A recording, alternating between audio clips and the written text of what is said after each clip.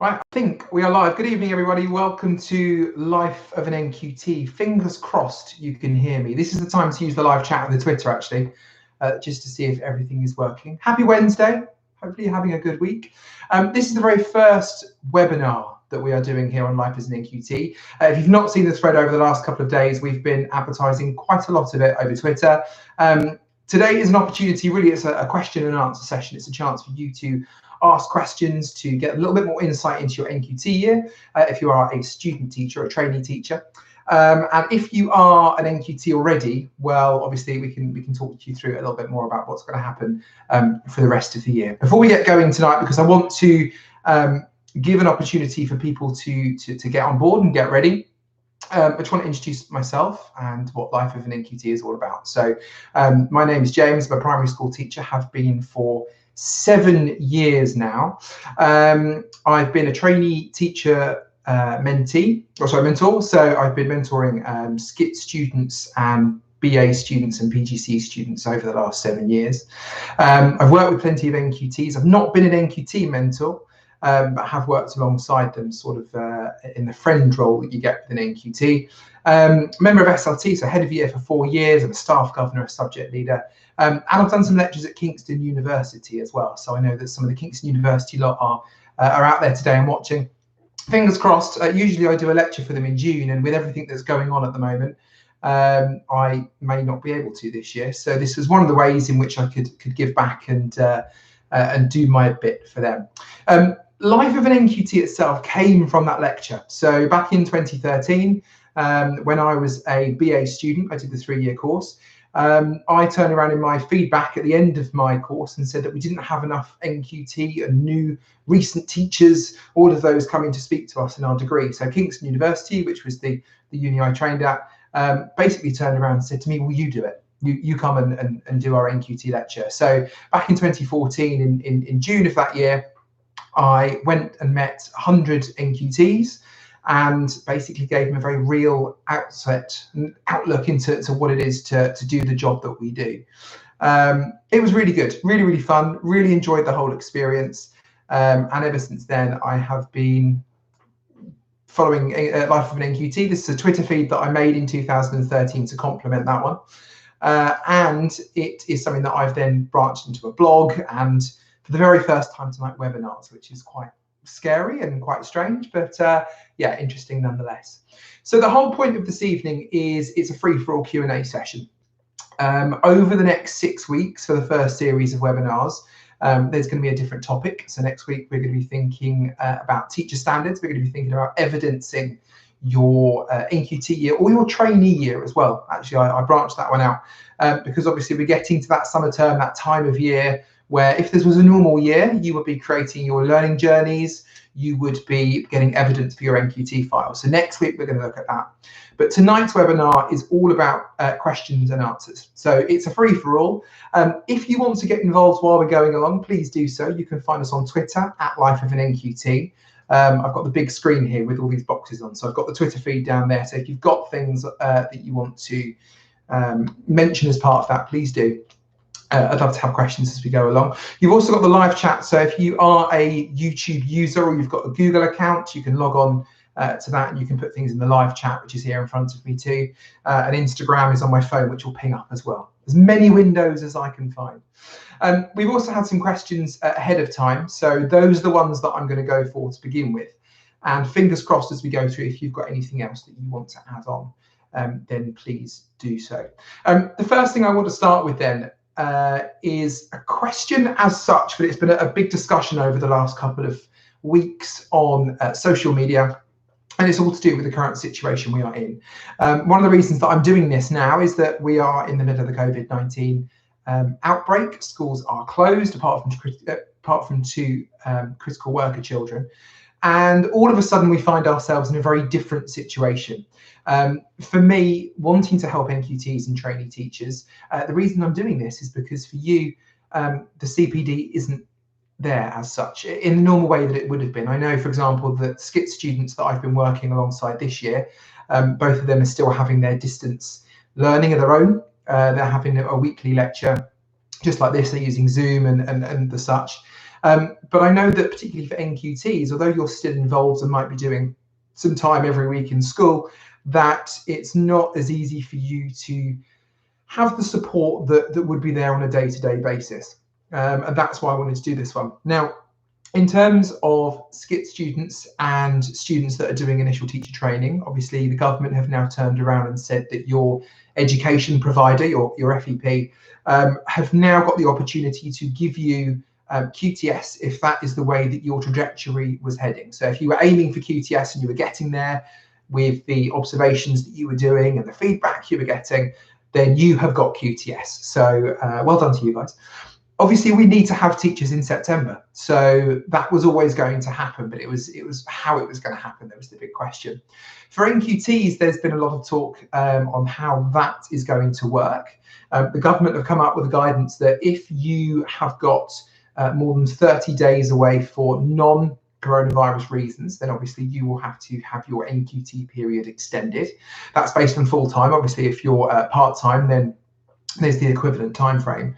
But yeah, you will get to the end of your NQT year, and obviously that continues at the moment. If you're off for coronavirus-related reasons, or of course you're in as normal, but are teaching key worker children, critical worker children, then fingers crossed your NQT won't be extended. You can still keep going. Having said that, you do need to do your end of induction year paperwork, so you still need to do an NQT file. And find that evidence as well. So I wanted to start on that, just to remind you that the government guidance is out there. They have made a decision on that finally. For initial teacher training, I think it was on the 9th of April. For NQTs, I think it was on the 1st of April. Might be the date switched around, but the stuff is out there on the Department of Education website. So if you're unsure about that one still, and someone either at your school or your institution has missed that one, go and have a look at it. The information is there. Okay, so the first question that came up was from Amy L. Clark 1 on Twitter. Good afternoon, Amy, if you're listening in and watching in. She has found out that she is in year 5 next year. She wants some tips and resources to help her to prepare. We are in, we keep using the word unprecedented with COVID-19. We are in an unprecedented situation because actually we have got time to prepare ourselves. I don't know about you, obviously we're doing the distance learning work that is expected of us, but also there is a lot of time for us to be sorting out other things. For me as an SLT member, we're trying to keep the school running behind the scenes, but also there is the time to get some planning done. And of course, once we know our year groups for next year, then we will be able to really get that in there and get things supported. I think 2021 is going to be the most prepared academic year we've ever had. So this is a good opportunity to prepare. So Amy, that was a good question. I think my first port of call for this one is research. When I was in NQT, you get that really nice summer holiday beforehand, the one when you finish at university in January, and all of a sudden you get the time to prepare. For me, it was all about research. For year 4, which was my NQT year, I knew we were doing Romans, for example. So before I went to go and make any resources, I took the time to go and learn a little bit about the Romans. It sounds sort of backwards almost, and you've spent 3 years training, in my case, for the BA, but you may never have taught that unit. You may not have taught that year group. So it's a really, really good opportunity for you to go out there, get a head start. But that will also help you because it means that you will have a better understanding of good resources. I know that sometimes you can go into things like Twinkle or primary resources, Plan B, all of those elements, and the stuff looks great, and obviously you need to pay for a lot of the resources that are out there, TES, Teachers Pay Teachers, all those websites, but you don't know if it's going to be a great one because aside from looking at reviews, you don't know what is going to be covered yourself. So get a bit of research in, know what the expectation is, look at the national curriculum, search for your resources. That will trigger some creative thinking, hopefully. Don't just go for things like TES and Twinkle. Take a whole unit off and use it verbatim. Get creative. I always think the NQT year, and when we have new NQTs and trainee teachers that come in, I'm always so impressed with the fact that it's so nice to have that enthusiasm and that new thinking.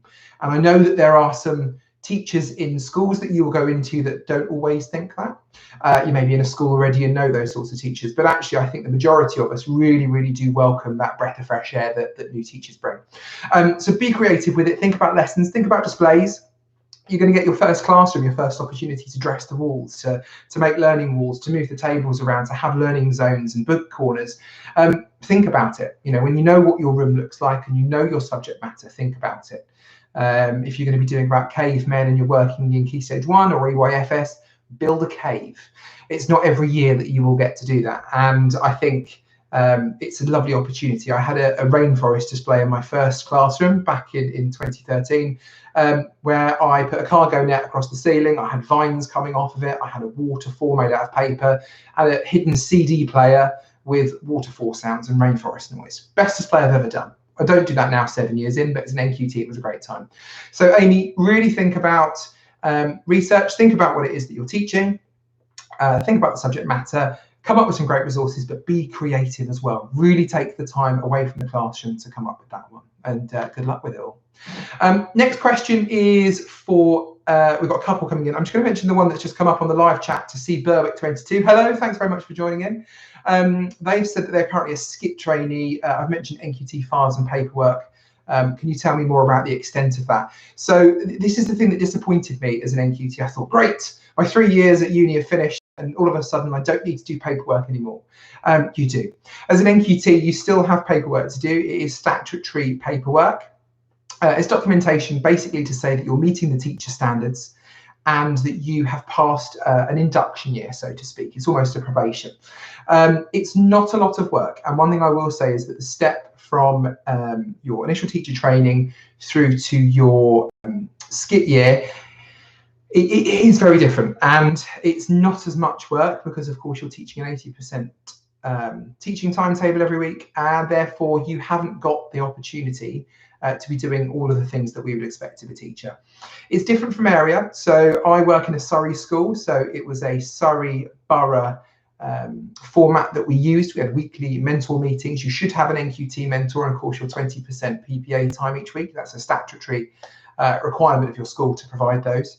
But also towards the end of the year, as part of the Surrey programme, I had to give evidence that I was meeting the teaching standards. So I had to come up with statements or photographs, signed declarations that went for each of those standards. So for TF7, for example, for behaviour, I took a photo of the behaviour policy that the school had and that I was following. It was there in my classroom. It was nice and easy, nice display, took a photo of it, wrote a couple of sentences just to say that this is how the system worked. It was in the behaviour policy and, you know, I've been following it, sort of thing. It was as easy as that, but it's just making really, really nice, clear, easy ways of evidencing that you're doing it. For training and for NQT, I think the thing that you can do to pass in these and to really do well is just signpost your mentors and your assessors to the evidence, really. As an NQT, you will have assessed observations. They still continue as well. It was 2 a term when I did it, so it was 6 across the year. And again, with my assessor, when they went through my file at the end of the year with the observations that they did, it was just a case of me proving to them that I'd met the standard. And by doing the paperwork that Surrey provided, I know that I could really clearly turn around to them and go, yeah, okay, I know what I'm doing here. I did meet this standard by doing this. So that's the extent of the file and the paperwork. It's not a huge amount. It is slightly different from what you would have done as a skip trainee. But yeah, don't worry about it. It will all be explained to you. And I will be doing some more work in September, some more of these webinars to talk about the NQT year and to sort of support you through that with what your mentor should expect from you and what you should expect from them and your paperwork as you go through. But good luck with the skip year. Good luck. The next question I had then beforehand from Twitter was from Miss Dawson ITT and Sid594 was all about interviews, because obviously we've got people here who haven't got jobs yet. First of all, don't worry, I didn't get my job until June. I was very lucky because it was in my last placement school. So I finished my placement with them in the May. They didn't have a job. A job then came up and I went for it and got it. So really, really lucky with that one. There is still plenty of time.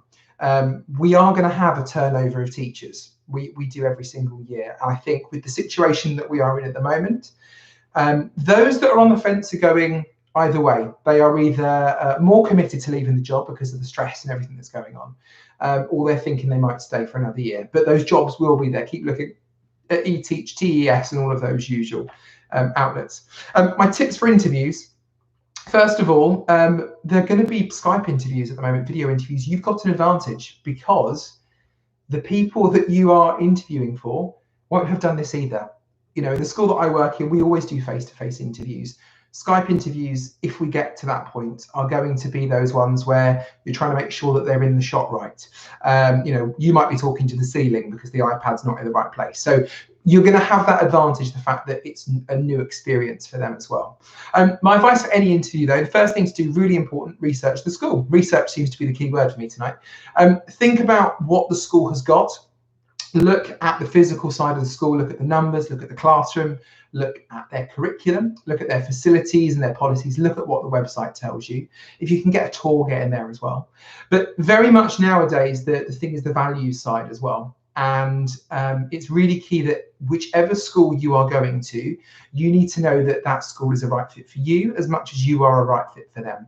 So go and have a look at the values that the school have. If it's not a clear one, like our school's got 6 values, then just get a feel for the school. Have a look at the type of school that it is. If it's a C of E school or a Catholic school, then obviously they are going to follow some sort of value system through the religious element. If it's any sort of faith school, through the religious element, there will be some sort of values there. But have that clear in your mind. How are you going to benefit the school? Because that's usually a question in an interview. What are you going to bring to the school? And think about how the school will benefit you as well. That's a good one for your well-being, because at the end of the day, you don't want to realise 6 months down the line that the school actually doesn't fit you well. If you go to a school, for example, I did maths specialism at uni. I knew that the maths leader in my school, who has become a great colleague of mine over the last 7 years, I knew for a fact he was never going to leave his position. He's been at the school for at least 10 years. I knew that I wasn't going to be maths lead for the time that I'm at the school that I'm in now.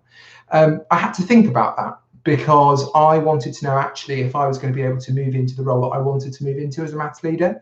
And I thought I'll go for it, because actually it's a school that I liked, and I thought there was enough of the other things to keep me there. As it was, I'm now English lead. Wasn't my subject, but I'm enjoying it nonetheless. So I got to that point where it was a benefit for me as well. The other thing to remember is to have those same interview techniques. Have eye contact with the person interviewing you. I'm finding it quite weird because I can see myself on the screen here. I keep looking at myself to see, I haven't changed green or whatever. It's always a tendency on these things to look at yourself on the screen. You need to get used to looking at the camera. Give eye contact to the other person. I think a lot of school interviewers will find that very weird, that they're not getting eye contact. So if you can do that, try to.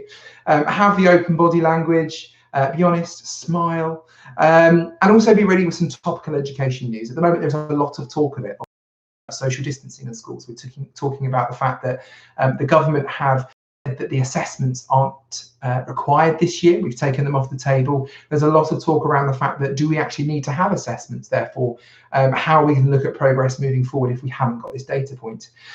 Get some topical education news in there. And think about safeguarding, because there will always be a safeguarding question in your interview. I think it's statutory. I don't know if it is, but I imagine it would be. So think about those scenarios that you may be asked about. Really good questions, though. Good luck to both of you for your interviews, and to any others that watch this who have got interviews coming up. You will do it. Let us know on the Twitter feed if you get them. The next question is about resources and purchases. Now, this came from loads of people. Again, it's trainee teachers ready for the NQT year. But I think really all of us, when we get to this point in the year, when we get to what would be the summer term conventionally, it's thinking about the next year. We're always thinking ahead. If I put together the amount of money I've spent on my classroom over the years, it would be insane. But yeah, this is a good time to start buying those things. And as a new teacher, it's really exciting to do that as well. It's lovely. So a couple of suggestions for this one. Quick answer. EYFS, hand sanitizer. Of course, that's slightly more topical now, and you may not be able to get it as much. But I remember teaching in reception in year 1 as part of the placement, and coming home just covered in germs every day, so not the best. Puppets are always a good one. Hand puppets, anything like that. Masks, all of those sort of dress up elements are brilliant. Any sort of materials as well. Have a material bag. If you've got an old tea towel or a t-shirt, as long as it's clean, put it in there. It will be great for dress up. It will be great for messy art or whatever. Interesting books for children, which I think is universal across all age groups. If you see a book out there, go for it. A mug with a lid, again, quite universal across all year groups. Go for a mug with a lid. I haven't got one with me. Sticky notes for writing observations and assessments. I know from the lower year groups, it's a lot easier just to jot something down in sticky notes, stick it in a folder, buy sticky notes. You might get them at school, but get ones that make it better for you. And I think that's a key thing here with resources. Get stuff for you, which is going to make you feel comfortable in your environment and happy to do what you need to do. For primary, stamps and stickers always go well. Sticky notes, again, books to help motivate pupils. If you know what topics you're working on, buy the book. So we do a unit on the book Journey to Joburg by Beverly Naidoo. It's a book about South African apartheid, quite heavy for year 4, but they deal with it so well. I remember doing that in my NQT year. I went and bought the book, but also I bought a few other books that I thought might motivate and interest my children, because if you get an English unit like that and it's not the easiest for them to access, other texts might help them. Also really good for creative writing as well. And inspirational objects. I love artifacts. I love artifacts. You know, if you're going on holiday to Mexico, which I should have been doing this Easter, and you're doing work about a Mexican civilization, buy a Mexican artifact, take it back to your classroom. If you're going to the rainforest and you do rainforest like we do in year 4, bring back something from the rainforest. The kids love it. Of course, holidays at the moment, a bit of a touchy subject, but in the future, and if we manage to lift that as we go up towards September, do so. Also, cushions for a book corner is quite a nice one. For secondary, a good planner, lots of space for timetables and lists. I hold high regard for secondary school teachers. My big brother was one. The big thing for secondary school teachers is logistics. You're going to be moving classrooms possibly, and if you are, get yourself a book trolley or a cart or a comfortable bag. But you just need to get your head around what's going on. The rooms you're going to be in, the classes, the year groups. It's not the same as a conventional primary school timetable that I have, for example. A planner is key to that one, so that you know where you are in the right place, but also to manage your workload of marking when you finish those classes at the end of the day. Pens to write with, I think, will be my final one. All of you. We have a bit of a laugh every year, because every June, when the stationery goes in, the stationery order, which, let's be honest here, we all love stationery, we're teachers, that's what we do this for. We always talk about the pens that we like. So we mark in green, for example. These are the green pens that we mark with in my school. I love these green pens, but the very first year I was given 6 different types of green pen to try, because they wanted me to have a pen that was comfortable to mark in. And as silly as that sounds, it's really important when you are doing lots of marking, again, particularly secondary school year 6 as well. So yeah, get pens and things that are going to be comfortable for you and they're going to make your life a little bit easier. Good questions on that one though, so good luck to all of you guys. At AVP teachers, love this one. What do you do with your class on the first day? And if there are any NQTs watching, of course, you would have gone over this hump and this first one. I love this question because it gives me the chance to tell me a story which I had from my very first day. So my very first day, 5th of September 2013, remember it well. Got my classroom nice and tidy. You know, you've got your name labels out, the seating plans ready to go. I had something up on the interactive whiteboard, and it was lovely. Went to the playground, got the children, brought them in, they found their places. And they're sat there with their bags and everything. I do the register. And my mind went absolutely blank. And I knew what I was going to do. I planned it, but my mind just went blank. And it was probably the only moment in my life so far where I've just sat there and gone, I don't know what to do. And now it's that case of actually, this is more nerve-wracking than talking to a class of 30 children. And I'm talking to a camera in my study. But yeah, it's a good idea to get a lot of preparation done for that first day. Come up with activities. The induction period is always about getting to know the children and letting them to get to know you. Very, very key. It's got to go both ways. So set the expectations that you need to in a positive and supportive way. Do not listen to the rule that you're not supposed to smile before Christmas. That is absolutely rubbish. Be yourself. If you are a happy, smiley, positive person, smile, okay? Make the expectations clear. If you can make them with your class, even better. But be positive with them. Be constructive, be supportive, but be positive. make that good first step.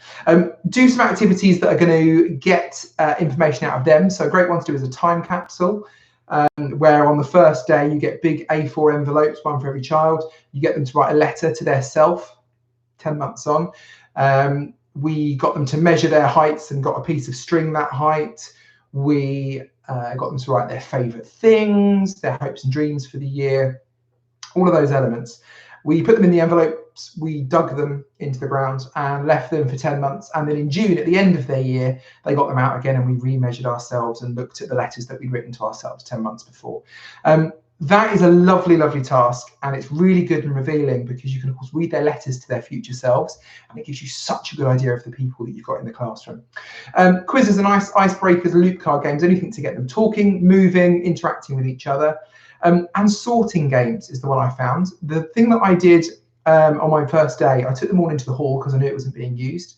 I got them to get themselves in height order and then birthday order without talking.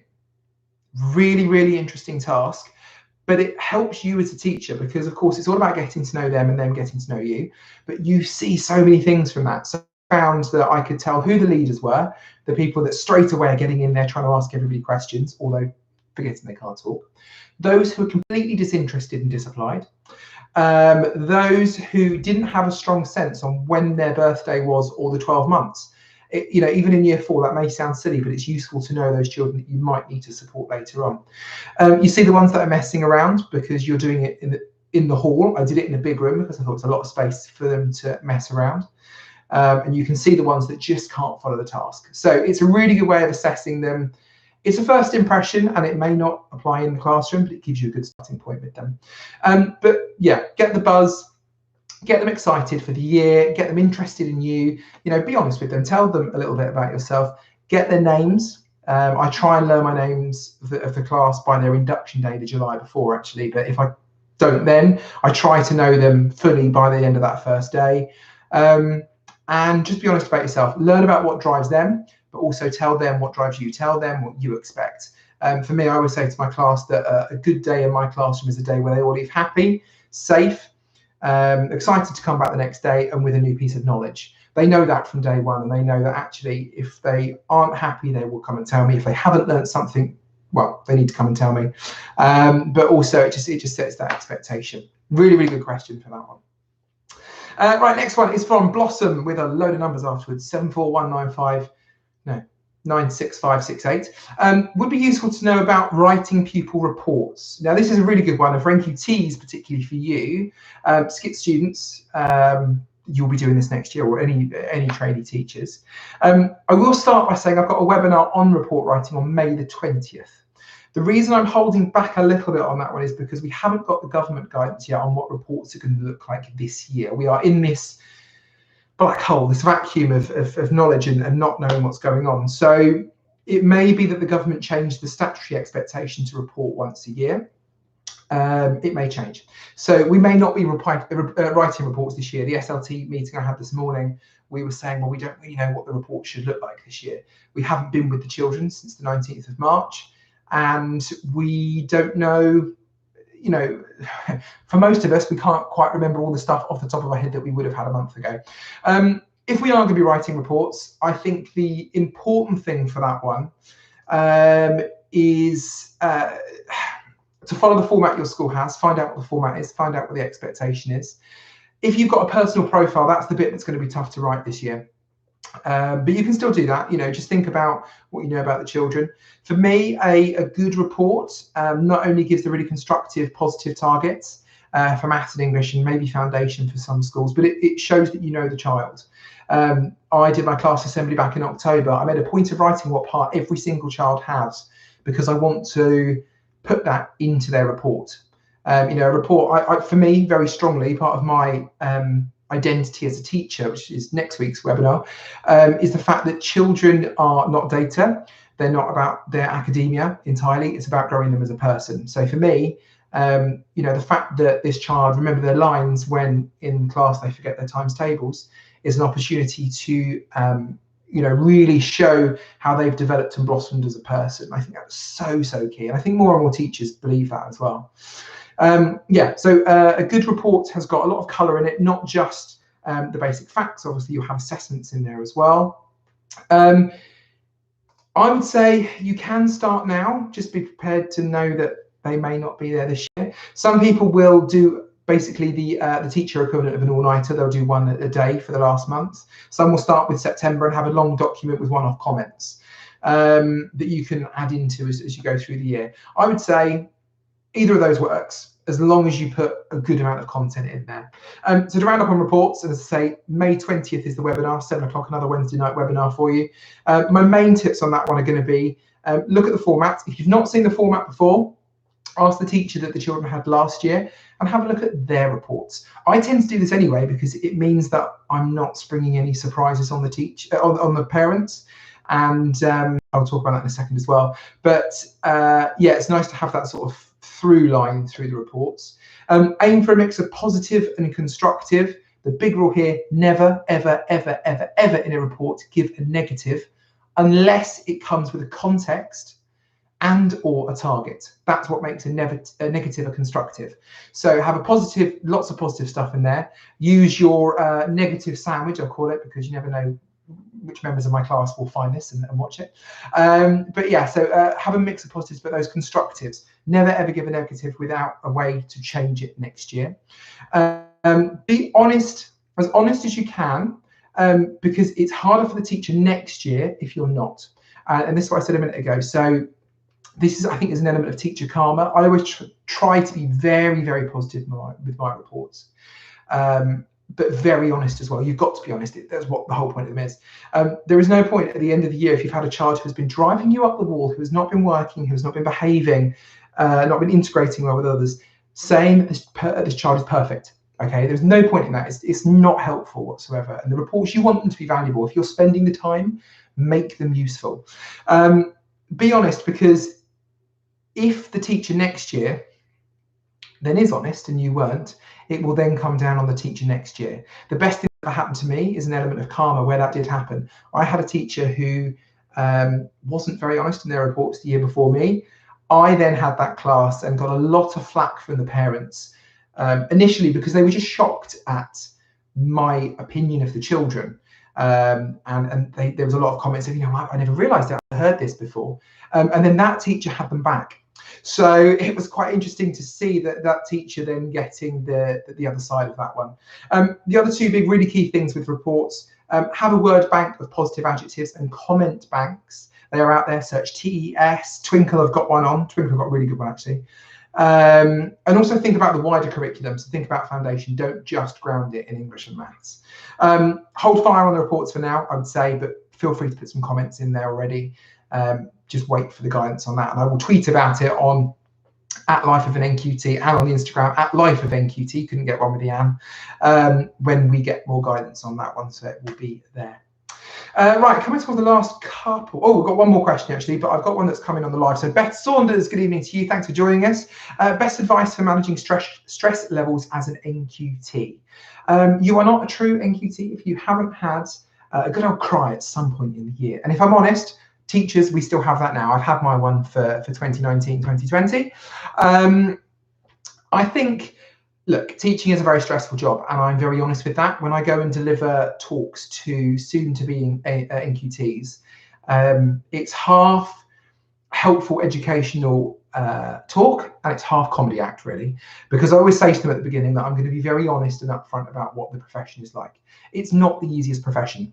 We don't become teachers to have a job that isn't going to challenge us. It challenges us in terms of our knowledge and our skills, but also it challenges us with our well-being and our resilience. And it's funny because we talk a lot about resilience with children, and a lot of us need to develop that ourselves. And I know that, say, being 7 years into teaching now, that is very much the case for me, that my resilience is getting there, and I've got a tougher skin, and particularly as I've increased my role at work, but it takes time to get there.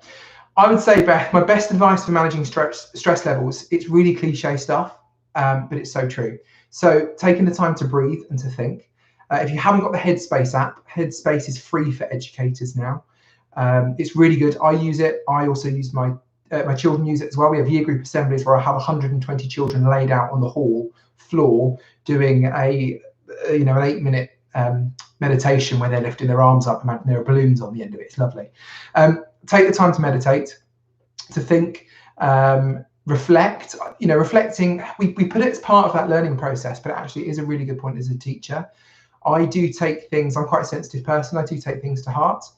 And particularly when we used to have parents emailing us at home, I would get sometimes an email at 9 o'clock in the evening and I wouldn't sleep because it would really get to me. Take the time to reflect. Remember that although they should not be doing that, there is an emotional parent at the end of that email. Reflect on what they're saying, because there could be something there for you to improve. But just remember that you don't have to take it to heart. Okay, I know that's easier said than done. Have a work-life balance. Do fun things. Don't let school become your life. I remember the autumn term in my first year, the deputy head came and spoke to me because she came and said that, James, I'm not happy because you've been doing between 55 and 60 hours every week in school. I was literally doing 6 to 6 pretty much every day. And she went, it's not healthy. I changed that by my third year. It took me a long time to get off that one, but take the time, have the balance. For me, it was getting a second job, weirdly. I work in radio as well. So I used to present a radio show every Saturday. That was 3 hours in my week where I could not think about teaching because my mind was on something else, something that I love doing just as much as I love teaching, but it was fun. I got to go to food festivals and eat food. I got to meet celebrities and interview them, but it was my way of switching off. You've got to find the way to switch off and have that chance to reflect, to be you. I would say a little thing with that as well, one added caveat, and there is a post about this on my blog. I, for the majority of my teaching career, have been single. I'm not anymore, which is a lovely thing. But for the majority of my teaching career, I was single, and I lived by myself for 3 or 4 years. Now, that was particularly hard because when you have one of those tough days and there is stress there, it's hard to vent to somebody else. I've got a very supportive family that on the other end of a phone, but there's only so much they can do 50 miles away. So just think about that, make sure that you have got that social life, that friendship network outside of work, but within work as well. Use your colleagues in your team and people across the school. Some of my best friends at school are teaching assistants, and people in some schools, there's quite a hierarchy. The TAs are great. So, use your friendship with them as a way to share how you're feeling, but of course reciprocate it and listen back to them as well. So your relationships with other people are so key, so key. And I would say that would be my way of managing stress. Taking time for yourself, finding that balance, doing the things that you love. The final thing is the smile file. I'll mention this quickly. I did this in my NQT year. Anytime I got a positive email or anything written down on paper that was positive, I printed it out and put it in a smile file. Anything that was really nice, if it was a card at Christmas, I put it in there. I still got that 7 years on, and I still fill it up. So if there is a good email, which is usually 1 to every 10 complaining emails, unfortunately, which is the same as all teachers, not just me. I put them in there because it's just really nice. If I'm having a really, really rubbish day, I can go back and have a look at that and go, do you know what, I can do this. It also helped when I applied to become a head of year and when I applied to become upper pay scale, because when I was asked what my wider school effectiveness was and could I prove that I was an effective teacher, I got the file out and said, look, this is 6 years worth of cards and thank you emails and letters for all of the different things that I've done. And that meant a lot to me. So that would be my tip for stress. All of those. Steve Berwick, I'm going to mention you all again quickly and I'm going to move back to the one here. How do you remember everything about 30 children at a given time? Is that just experience? Yes. Funny enough. It's really strange. As a student teacher or a trainee teacher, what you've got to remember is that you haven't had the full background of your class. So you haven't set up the class at the beginning of the year. You haven't got to know them from the off. You haven't had the chance to work them all the way through the progression. You haven't got to know the little quirks that they have. And I know obviously as a skit student, you are there the whole time, but you don't set up the class in the same way. When you become a teacher, it's amazing how much you pick that up.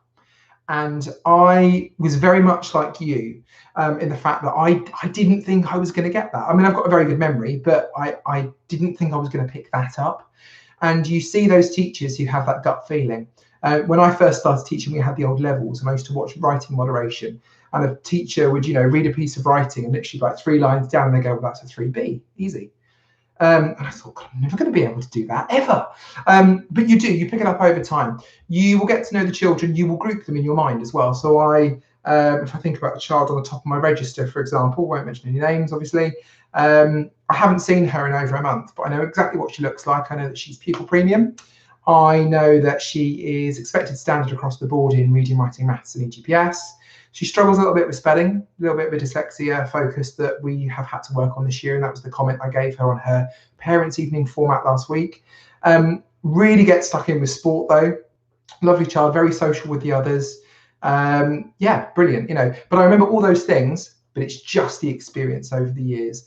And of course, the more children you teach, you attribute them to past children too. So when I think about the child who's first on my register this year, she reminds me of a child that I taught in my NQT year. So as you go on and you know more children, ironically, it will help you to remember those things. And parents' evening is usually the time when you realise that. Your first parents' evening, when you sit there and go, well, I'm not going to know what to say. And you prepare all these copious notes. And after 3 or 4 appointments, you go, no, I don't even need those. The parent sits down, and as long as you know which parent it is, you will talk about the child because you have that bond with them. The children in my class, I say to them, they are like my own children. I know them as well in terms of their education as their parents do. And they spend more time on weekdays with me than they do with their parents. So I know them really, really well. And you will too. So don't worry about that one. Don't put the pressure on yourself with that one. You will get to know them and learn them and learn everything about them over time. Cara, I'm going to come back to your question in a moment. I'm just going to answer this one that I've got here from Benjamin OPR, who I know is listening this evening and watching it. He wanted to talk to me about marking this year. Any top tips for marking in the NQT year would be fab. Now, Benjamin is an English NQT for next year. So I'm guessing he's secondary. He didn't say that, but I'm guessing he would be. Marking is always a big worry for new teachers. It's usually one that sorts itself out by Christmas because you get into the run of it. Again, you haven't been part of that process. You haven't been part as a trainee teacher of the whole planning, teaching, assessing every single lesson. You might get a progression of a couple of weeks, but you just don't get into the run of it the same that teachers in schools do. Once you've done that as well, you will also get an idea of where your marking falls in the week. I remember as a student teacher, because it's so bitty, isn't it? Particularly when you're teaching like 50% of the timetable, you might get one full day, but it's lessons here and there, and it's not as easy to mark and to see the value in that marking. And when you don't see the value in it, it's harder to get through it. The first port of call for marking, Benjamin, and anyone else who wants to know, school policy. All school policy should have a marking policy. It will tell you how to mark, what codes to use, even what colour pen to use. So it's green for our school. Don't use red, it's angry. Look at the expectation. If it isn't easily available, ask for it. So it's not one that's on our school website. No, it's not on our school website. It used to be, not anymore. But it's one that we give our NQTs. It's in their induction pack so that they know. As an NQT, your mentor should be able to talk you through that as well. And hopefully your NQT mentor would check in with you sort of second or third week, might ask you to bring a couple of books along.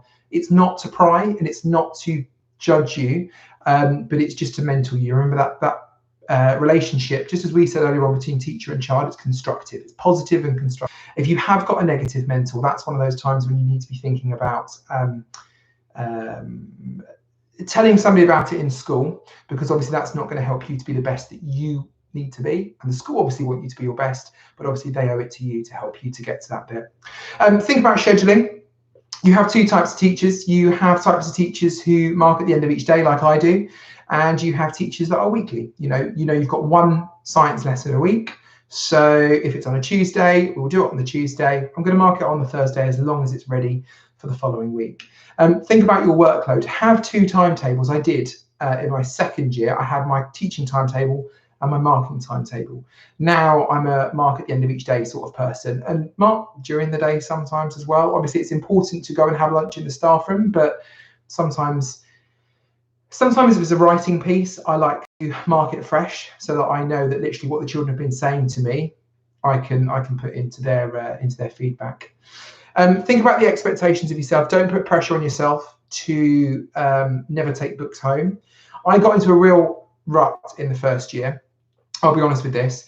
There was a point where my foundation books had been marked for a month, and I just got out of sorts with the scheduling. My English and maths were fine, but it was history and geography, and I just kept leaving it because I thought I'll get to it, but I was just spending way too much time because I wasn't thinking about the expectations. I wasn't following the policy and going, okay, I just need to do this. I was going above and beyond. We all want to be brilliant. We want to be amazing teachers. We want to do the best for our children, but just think about the value of your marking. If you're doing reams and reams and they're not using it, it's no point you doing it. There is no point. It's not valuable feedback. So think about those expectations of yourself. Don't put too much pressure on yourself. If you want to take books home, do it. Do what millions of teachers have done and take the books home for a bit of a road trip. They sit in the front seat of your car on the way home and come back the next day.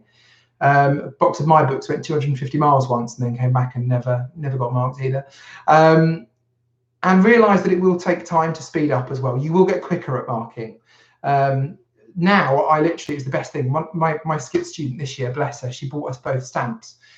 We use LOA as a code, Learning Objective Achieved. She bought us an LOA stamp. So now, at the end of a maths piece of work, I get the children to self-mark or peer mark, massive time saver. Use that. And I will get them to open their books at the end of the lesson. I've got a horseshoe in my classroom. They will mark their books. I'll go around with my stamp. LOA, LOA. If they haven't got one, I give them verbal feedback on the spot. They write VF in their book for verbal feedback, which again is one of the codes in our marking policy. And they go to break. And it's done. So the books are marked pretty much in the last 2 minutes of the lesson. That gives them instantaneous feedback. Yes, it does take time to get that, and I wouldn't expect an NQT or a trainee teacher to be able to do that straight away. If you can, amazing. But yeah, you will find those techniques that will speed up what you're doing over time. You will get there. Marking is a big stress, but just remember, consider the value of it. Reflect on what is useful marking to your children. Take what some will call shortcuts, I don't think they are. Take techniques that will save you time, such as self-marking and peer marking, will actually give the children better instantaneous feedback. It will be more valuable for them. And remember that it is not the end of the world. You will get there with it, I promise. It will take time to begin with, but you will get there. Really good question though, Benjamin. Thank you very much. And then Cara, so this is my last question for now. So if you've got any last minute ones, I have got Twitter open. Nearly refreshed the live stream. That would be faster. Yeah, nothing on Twitter at the moment, but if you have got them on Twitter, go for it there or put it on the live chat for me as well. Cara, how do you manage potentially being asked to be a subject lead on a subject that isn't your strength? Brilliant question. And I love this one. So obviously as an NQT, you might be asked to lead a subject, particularly if you're in a smaller school. I don't know where the law lies with that one, but you shouldn't be asked to be a subject leader in the first year. You might get a smaller responsibility. So I know a friend of mine who started at our school when she was an NQT, she was dance coordinator. It was an area of PE. It was just to get her into the swing of things and prepare her for subject leadership, which at my school comes in your second year. You will get a subject. You might be asked to do it though, and as I say, it may not be in a subject that you don't like. For me, I'm English now. This is my 4th subject. So I started as geography lead. I finished geography in year 9. I didn't take it as one of my options. So when I started as geography lead in September 2014, I hadn't had a geography lesson myself in 7 years. I led the subject the best that I could. I looked at the national curriculum. I networked on Twitter. I went to meetings, and hopefully schools are quite good at looking at network meetings and getting you trained. I know that our history and geography coordinator at our school at the moment, she's brand new to subject leadership. It's her second year. It's a new role for her, but we've sent her to network meetings to help talk to other experienced but also new subject leaders across the county. So after geography, I was then computing coordinator. I love computing. I love ICT. Did that just for a year. I did it as maternity cover. That was great. Then I was science. Again, I did triple science at GCSE. Didn't do it for A-level. Wasn't interested at all. And then I was science leader. And in our school, we got a science lab. So I was in charge of a science lab and a science technician. It was insane. I didn't really have much interest in it, but I got on board with it. Again, I networked, I went away and did some research. I found some CPD to help me and to strengthen myself up behind the scenes, because you've got to do that. I mean, as part of your training and as part of teacher standards, TS3, it's your subject knowledge, having that good, stable subject knowledge in order to allow you to teach and to lead. And so I'm now English coordinator, which I share with another member of staff in our school. And yeah, again, it's a stronger area of mine. It's something I love to do. I've been a year 6 teacher, so I know the grammar pretty well now. It took a long time to get there. And again, it was all to do with developing my own practice. But yes, I would say the big answer to that one, Cara, is CPD. You can get free CPD online. If it's a particular subject in the future, come and let me know. We'll do a webinar on it. Why not? Speak to your school about network meetings. And be proactive. We are, the school that I'm in, we're not an academy trust, but we are a cluster of schools. So when I became science coordinator, I emailed the other science coordinators. I got them over around a cup of tea and a pack of biscuits, and I got them to bring their assessment grids. I got them to bring books, and I just said to them, look, I want to know what you're doing. Let's get on the same page with this one and share ideas.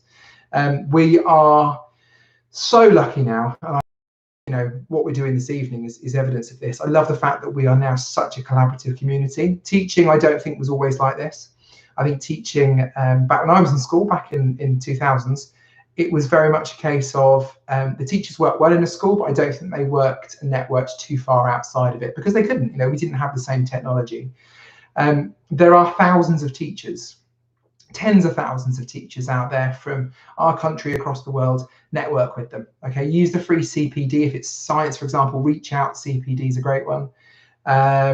Talk to, if you can, the previous subject leader or somebody else in your school who has led the subject.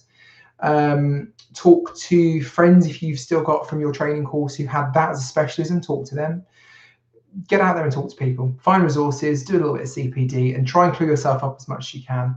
The final tip with that one really is confidence. And I think that's something, again, that comes with teaching. Every year that I've been a teacher, and now with English, I do 3 a year, I have to do staff meetings. So I have to lead a meeting to the rest of the teachers and leadership staff in school. For me, the first time I did one, I was shaking like I was at the beginning of this webinar. Literally, if you go back and watch, I'm like, oh. You just have to go with it with confidence. You have to be able to stand up and say with conviction, and it's nerve-wracking for a new teacher. I've gone away, I've looked at this, here is some CPD I want you to do, I want you to reflect on this. And you have to have that professional trust. So yeah, as a subject leader, particularly if it's one that's not your strength, try and develop that. Think over what you want to say in a meeting. Think about your vision as a subject leader. If you don't really like the subject, so for example, me with geography, when I was geography leader, if I'd have thought about it back then and I'd had this advice, I would have thought about how I wanted to change geography. I didn't like it at school because my teacher was rubbish and he didn't motivate me to enjoy and appreciate geography. So my vision for the subject when I became geography subject leader at school could have been, and in fact, one of them was to get the children outside and learning, doing geocaching, using GPSs and using digital mapping. But also it would have been to bring back that enthusiasm and make sure that the children are enthusiastic about geography. So whichever subject you've got, really think about how you can put your spin on it, because actually that will help you to commit to your subject, have that confidence, have that air of, I know what I'm talking about and I know what you guys need to do to help me. And fingers crossed, that will help you to be a subject leader of a subject that isn't your strength, but will be empowering for you, so that as you move up leadership over the years, if you want to, that will help you with becoming a head of year or a key stage leader or deputy, head one day. But yeah, very good. Right, that is all. Those are all the questions I've got. I will stick on for another minute or so if you want to put anything on. I am just going to finish by saying thanks very much for your company this evening and for getting involved in the webinar. It's the first one I've done. I've finally, after 18 months, been brave enough to do one. Next Wednesday, we're going to be looking at the teacher standards and reflecting on the practice alongside them. Now, I've tailored this. It was going to be for NQTs. I've tailored it for trainee teachers as well. So next Wednesday, 7 o'clock, join me on here. I'll put the link again on Twitter. We're going to be going through each of the teaching standards. We're going to be looking at good evidence for them. We're going to be looking at how you can evidence them as well, but also how you can reflect on your practice. So there'll be some questions for you to think about on each one of those. And what I will try to do as well is make a PDF of this to help, and I'll put out on Twitter afterwards and put on the blog. Please share the webinar today. Obviously, this video is going to go up onto YouTube after this. So I'm going to edit it and put it up. Please share it with NQTs and trainee teachers and your schools. This is all grassroots, really, what I'm doing here. So I've had the Twitter feed for nearly 7 years, the blog for 2, and this is the first webinar. I would love to build this up to be an effective, useful, valuable member of the teaching community. So please share it out there. It would be amazing. If you do want to find me on social media, Twitter is @lifeofanNQT. Instagram is @lifeofNQT. That's very new. I only made it this week. The blog, if you want to go and read posts on there, there's lots about in-classroom stuff, but also there's some personal stuff to think about well-being, talking about Beth's question earlier on about stress. It's lifeofanNQTandbeyond.wordpress.com. And again, there's a link to that on my Twitter feed. The YouTube video will be coming out later. And if you want to email me with any questions or anything after this one, then it's lifeofanNQT@gmail.com. Cool. Well, on that note, we are at just under an hour. I was hoping to get it done by 8 o'clock so that you guys can go and enjoy the rest of your evenings. Massive thank you for joining me today. It's meant a lot, actually. To Lynn and to Cara, thank you very much for your positivity there. To Chris, who I hope is watching, Chris Charles. He is one of the students from Surrey South Farnham Skit, one of the trainee teachers there. Big thank you for you for publicising it this week. Thank you very much, Bella. I will be back again next Wednesday at 7 o'clock, obviously, with another webinar talking about the standards. But until then, have a good week. Stay safe. Take care. If you are in school, remember to social distance, please. But yeah, really look after yourselves. Think about your well-being. Think about each other and have a fantastic time. I will see you next Wednesday. Send in any questions ahead of the next one. And yeah, big thanks for your company. It's meant a lot. Take care. Stay safe. Bye.